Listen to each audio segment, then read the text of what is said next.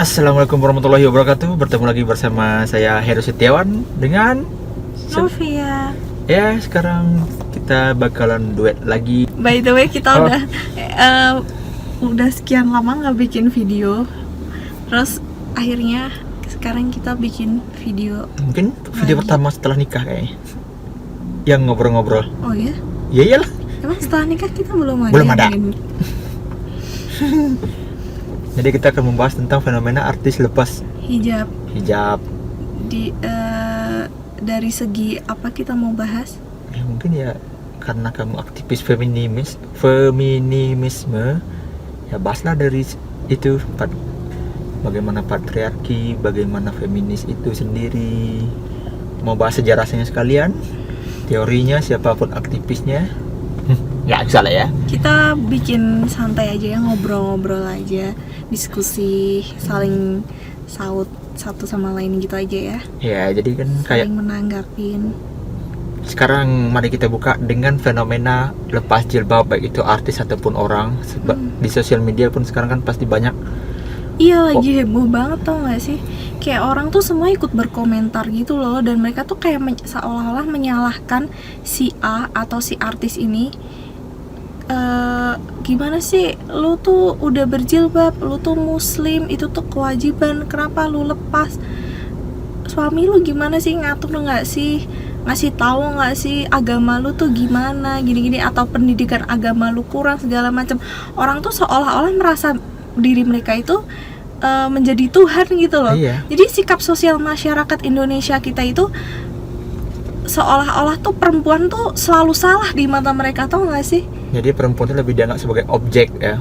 Iya, sebagai objek yang bisa disalahkan, yang dicari-cari kesalahannya semua, nggak bisa jadi manusia bebas seutuhnya. Iya kan? Iya, padahal kan banyak juga kan laki-laki yang biasanya pakai celana panjang, kadang-kadang lagi olahraga pakai celana pendek dipamerin. Biasanya kan hitungannya. Coba kalau perempuan pasti udah disalahin kan? Kenapa laki-laki nggak bisa disalahin? Iya kan? Iya, karena kan karena budaya kita masih nganggap budaya patriarki gitu. Perempuan itu masih dianggap sebagai golongan gender yang kedua.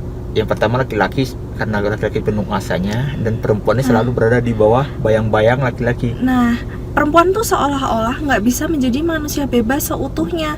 Kayak seolah-olah diberi pilihan, lu mau jadi ibu rumah tangga atau lu mau jadi wanita karir. Kenapa nggak dua-duanya?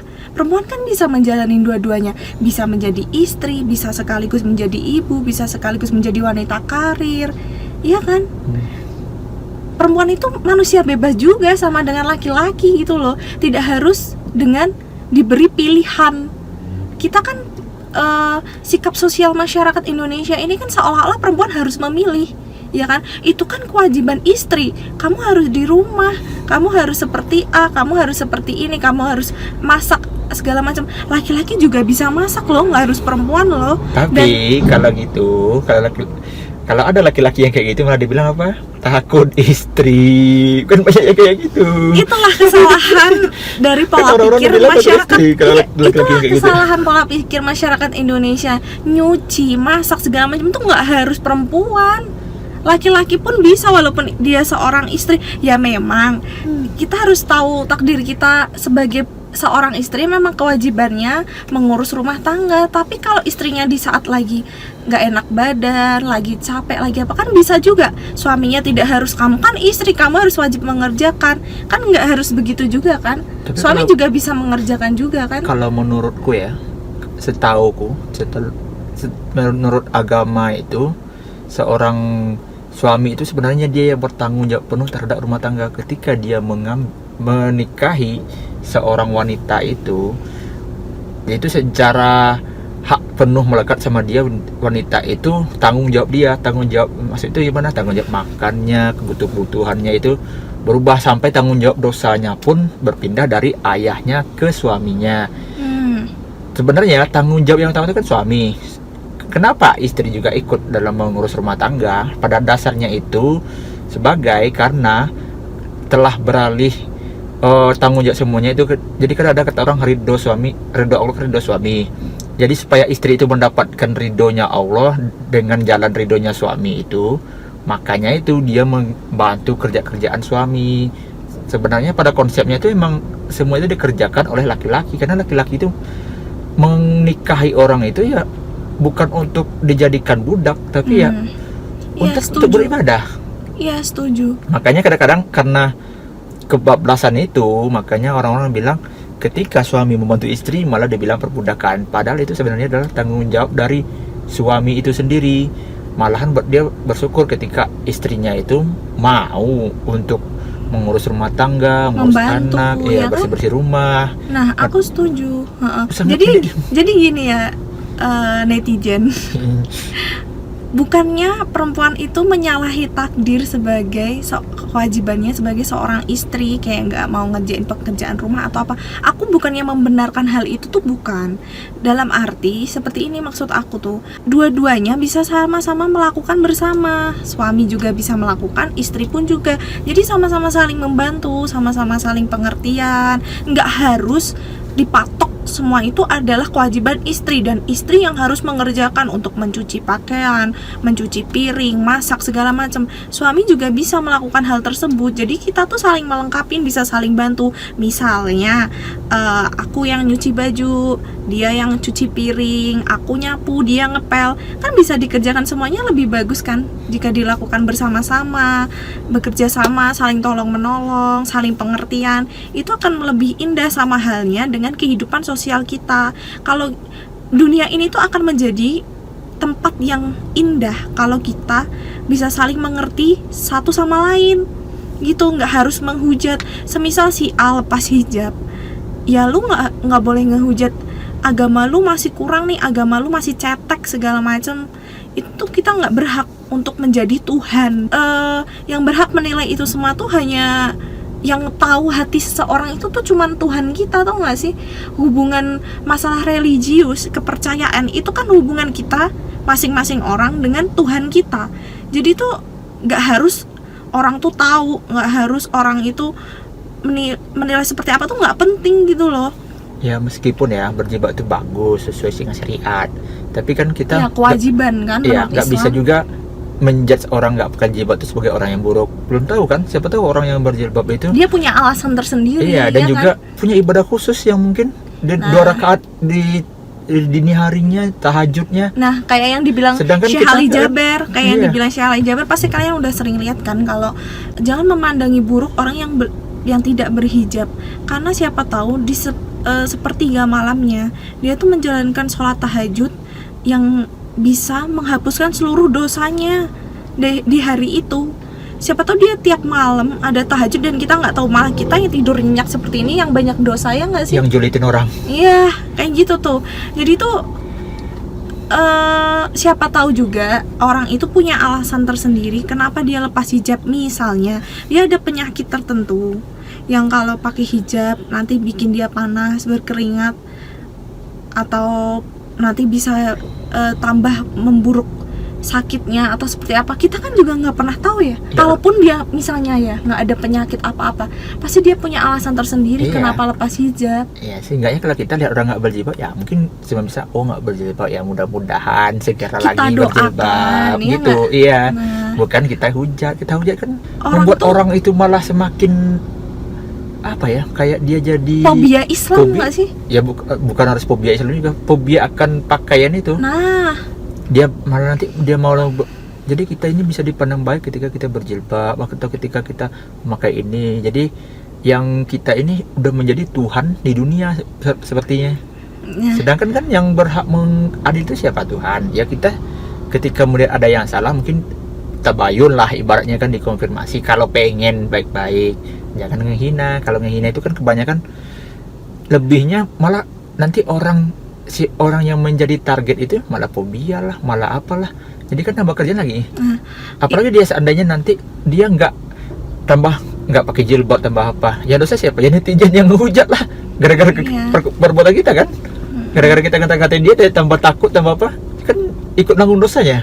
Mending didoain untuk kebaikan dia. Iya benar. Jadi tuh kewajiban kita sebagai sesama muslim ataupun non muslim yang ngelihat dia lepas hijab atau apa, kita tuh sebaiknya tuh mendoakan aja yang terbaik untuk dia, yang terbaik untuk orang tersebut. Kalau dia lepas hijab ya kita cukup tahu, oh dia lepas hijab, semoga Allah memberi keridoan atau apalah, kita doakan yang terbaik. Iya. Bukannya malah kita ngata-ngatain dengan nulis komentar jelek, terus ngata-ngatain segala macam. Kalau belum berjilbab pun ya jangan dijudge juga nih orang jelek, orang Belum penuh tentu dosa. loh. Siapa Iya tahu yang berjilbab juga Malah berdosa kan? hatinya lebih baik, siapa tahu ya kan. Mungkin dia belum terketuk Nah, aja mungkin. Ya kan nah. Allah yang maha Karena- membolak-balikan hati. Karena ada timingnya masing-masing. Orang tuh terpanggil untuk memakai Iya. jilbab dengan hati dia sendiri ya, bukan karena disuruh atau apa. Tuh ada timingnya masing-masing. Kita tuh dapat hidayahnya kapan? Pada saat kita, ya emang itu kewajiban. Aku setuju itu kewajiban seorang muslimah, emang harus pakai hijab ya. Cuman ya kita nggak berhak sih kayak kamu tuh harus berjilbab karena kamu tuh muslimah gini-gini. Ya ini juga sih, harusnya kan itu hak orang tersebut ya, mau pakainya, mau pakai syar'i pun yang belum bisa masih belajar atau apa tuh kita nggak berhak untuk menjudge itu semua sih. Menurut aku kita sebagai manusia harusnya saling mengerti satu sama lain, saling pengertian, saling menghormati Ya, dan keputusan masing-masing, karena kita tuh punya manusia Privilege bebas. masing-masing. Hmm. Dan juga perempuan itu kan juga bukan sebagai objek yang harus gini, yang harus gini. Dia kan juga punya haknya kan juga sama. Hak azazi seorang manusia itu bukan ada di beda hak azazi laki-laki dan hak azazi manusia perempuan. Ya sama aja. Kita tuh punya hak asasi manusia masing-masing Ya, kan. makanya kadang-kadang jempol kita ini yang ngetik-ngetik di sosmed itu malah yang lebih berbahaya. Nah itu dia. Hakim di sosmed ini yang lebih parah dari sebuah orang takut atau Sama apa. halnya nggak sih kayak gini nih. Jadi kalau perempuan berpakaian seksi jalan nih, terus ada laki-laki matanya jelalatan nih ngeliatin, terus orang nyalahinnya si ceweknya, ya itu salah lu cowok-cowok itu ngelihat sebelah mata lu atau shoot gituin lu, tau gak sih, bersiul Iya. gitu, godain, itu tuh karena salah lu, karena lu tuh berpakaian seksi. Coba kalau lu pakaiannya tertutup segala macam, pasti laki-laki nggak akan kayak gitu. Setuju nggak kalau hal kayak gitu?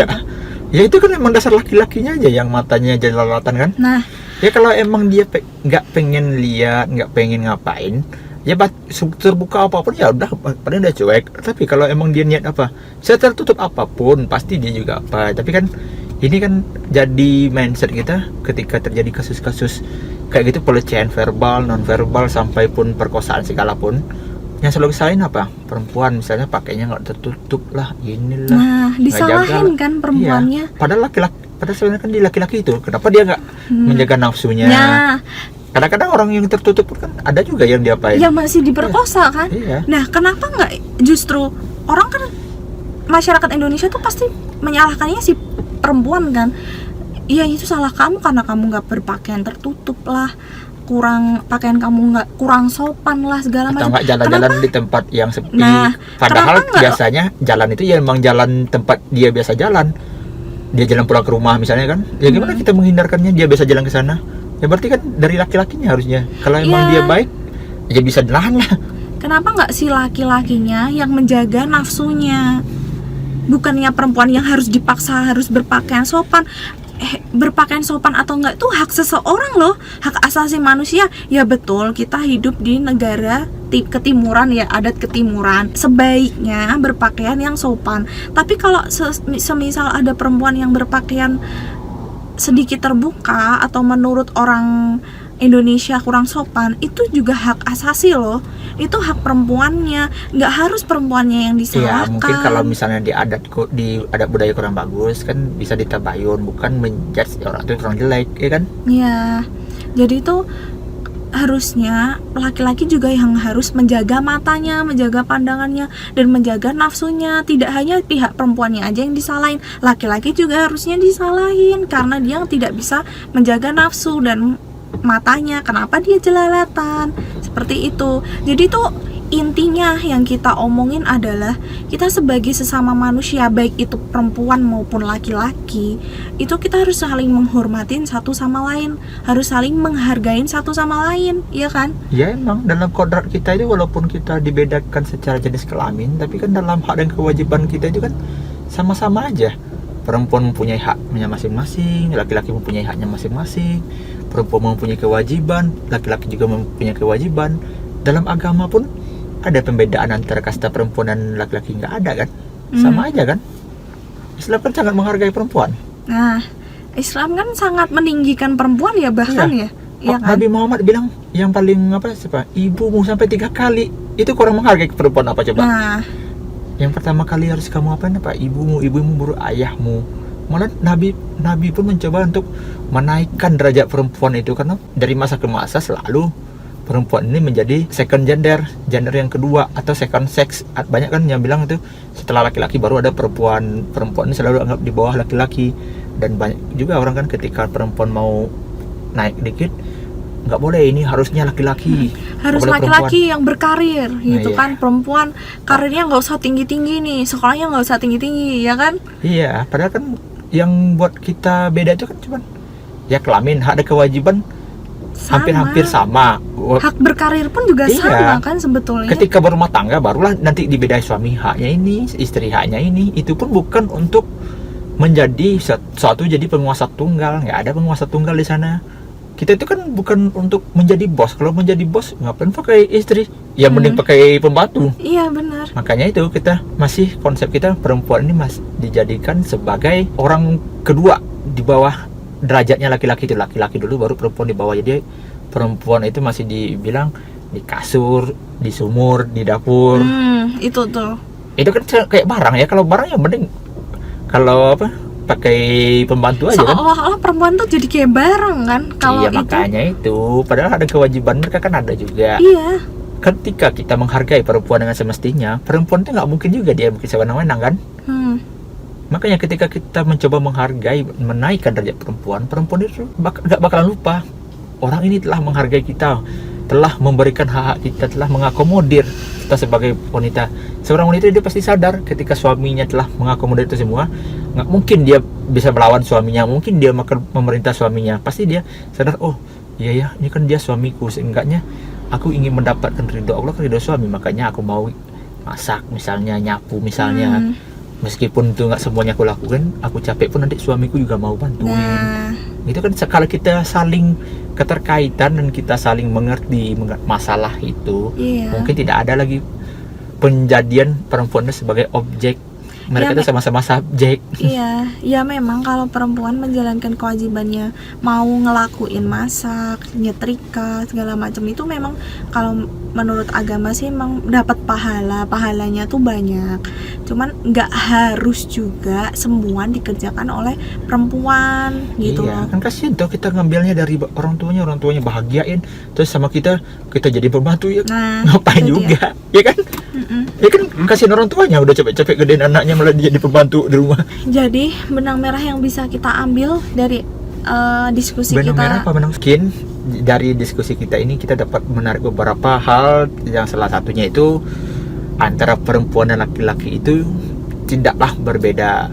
Mereka itu tetap mempunyai harkat dan martabat yang sejajar. Kita itu tidak boleh membuat perempuan itu sedikit di bawah laki-laki, yang itu namanya disebut dengan patriarki.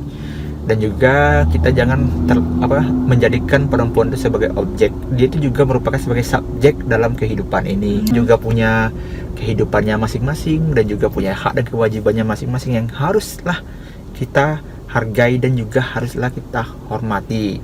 Karena hak yang merupakan hak dasar ataupun hak azazi itu tidak boleh dikurangi dan tidak boleh juga ditambah-tambah. Itulah harus kita hormati hak mereka sebagai perempuan dan jangan kita menjadikan mereka sebagai objek dalam kehidupan ini. Ya, itu yang pertama. Yang kedua, mau perempuan itu berhijab ataupun tidak, itu adalah hak dari masing-masing perempuan itu sendiri. Kita sebagai makhluk sosial, kita sebagai masyarakat seharusnya tidak menjudge perempuan yang tidak berhijab atau yang belum berhijab. Kita sebagai sesama muslim harusnya mendoakan aja begitu, tidak memberikan tuntutan sosial kepada dia dan bisa menyalahkan dan mencari salah orang tersebut atau menghakimi perempuan tersebut, begitu. Berarti jangan jadi hakim lah ya kita. Nah, terus yang ketiga, jangan memberi tuntutan sosial pada perempuan bahwa ini kewajiban perempuan, ini kewajiban perempuan, itu kewajiban perempuan. Kita sebagai makhluk sosial tidak seharusnya memberikan tuntutan sosial kepada perempuan, seperti halnya kayak perempuan itu harus perawan, ya nggak sih? Iya, itu kan kadang-kadang kan banyak hal bisa hilang gitu. Siapa tahu ada luar dirinya. Kalau emang dari dalam diri mungkin lah ya. Tapi misalnya bisa jatuh atau emang eksiden di masa lalu. Itu kan kalau kita jadikan keperawanan itu sebagai salah satu syarat ini itu, berarti perempuan itu masih jadi objek. Iya. Banyak kan instansi-instansi bilang tes keperawanan apa itu kan bullshit. Itu seorang keperawan nggak boleh masuk sana. Berarti kan ada perbedaan. Seolah-olah perempuan dituntut status sosialnya harus menjaga keperawanannya, iya kan? Menyandang gelar perawan tuh seolah-olah kamu harus jaga itu. Gitu. Satu hal yang prestis ya. Nah, dan perawan pun nanti habis itu walaupun dapat perawan juga dijadiin objek. Nah, itu juga kap yang seharusnya kita hilangkan ya, di yang udah mengculture banget di pemikiran orang masyarakat Indonesia kan. Iya, itu dan juga menghakimi itu sih yang lebih pentingnya. Menyalah-nyalahkan Menjadi setiap hakim pihak. di dunia maya. Nyata pun juga iya loh. Iya. Penjulitan. Nah, iya, penjulitan sana sini itu. Biar mending orang yang kasih tugas sebagai julid. hakim aja yang mengadili itu, karena mereka kan pasti dibekali dengan ilmu-ilmunya. Terus yang keberapa sih? Yang keempat ya. Yang keempat, biarkan perempuan itu menjadi manusia seutuhnya, manusia yang bebas. Bukan berarti bebas dalam kehidupan yang huru-hara, bukan ya. Maksudnya biarkan manusia itu lepas, bebas, menjadi dalam manusia menentukan seutuhnya. pilihannya, dia Menentukan nggak harus pilihan dikekang ini itu. Terus dalam membuat keputusan, dan tidak harus terus disalahkan dan tidak terus dicari kesalahannya. Ya, perempuan tuh juga bisa punya hak untuk merasa capek, marah, menentang, ya kan? Iyalah. Berpendapat. Malah kalau aku misalnya perempuan, ketika aku mengutarakan salah satu topik dan aku berpendapat ini, ketika kamu mengcounternya dengan pendapatmu, malah itu lebih, aku pasti senang kalau gitu. Ya, berarti kamu tuh mikir, kamu tuh punya kebebasan. Aku nggak nuntut kamu harus kayak gini terus ngikutin aku. Kamu harus ngikutin apa yang aku bilang. Kamu mengcounter itu kan bisa jadi tukar pikiran. Siapa tahu ideku kurang bagus dan kamu bisa memperbaiki, ataupun idemu pun kurang bagus, seenggaknya kamu mau mengutarakan pendapat.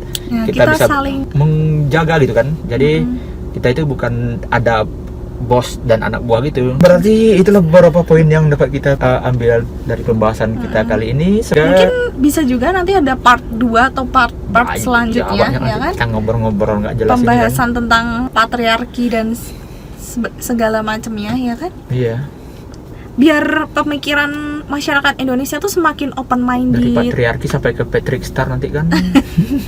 Enggak, tujuan kita membahas hal ini semua tuh agar pemikiran masyarakat Indonesia tuh bisa lebih open minded. Jadi bisa lebih menghargai satu sama lain, menghormatin, ya kan? Iya. Biar nggak ada lagi antar relasi kuasa di dalam kehidupan kita itu antara laki-laki dan perempuan. Ya sama aja. Ketika kita paham akan kewajiban kita sebagai laki-laki, misalnya sebagai suami, ketika kita memperlakukannya dengan baik, seorang istri itu pasti gak bakal mungkin sewenang-wenang juga kepada suaminya. Dia pasti bakalan timbul rasa segarnya untuk menghormati suaminya. Itu aja intinya. Dah, sekian video kita kali ini. Semoga teman-teman semua suka. Mungkin teman-teman semua kita bisa saling diskusi, bukan saling menjatuhkan atau menjudge. Kalau kalian punya pendapat yang lain atau pendapat yang berbeda, mungkin kalian bisa beri komentar di bawah ini. Kita bisa diskusi dengan baik-baik. Dan nanti kalau emang ada komentar yang menarik, kita bahas aja ya. Mungkin teman-teman bisa usul kita diskusi selanjutnya mau bahas tentang apa di kehidupan sosial kita ini, culture masyarakat Indonesia, mungkin yang menarik untuk dibahas. Dan mungkin teman-teman bisa bantu untuk subscribe dan like kita, dukung kita. biar kita bisa terus diskusi, tukar pikiran bersama-sama tentang kehidupan sosial kita. Ya. Makasih udah nonton. Dah. Dah.